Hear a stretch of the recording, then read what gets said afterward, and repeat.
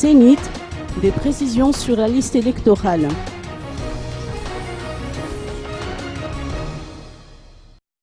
La Sénit a finalement décidé de considérer le cas des citoyens qui ne figurent pas sur la liste électorale. Cependant, il ne s'agira pas d'intégrer leur nom dans la liste, mais plutôt de permettre aux citoyens recensés, donc en possession d'une souche de recensement, de faire partie de la liste électorale. Ainsi, la Sénit va intervenir pour faciliter la procédure devant le tribunal qui tranchera en dernier ressort.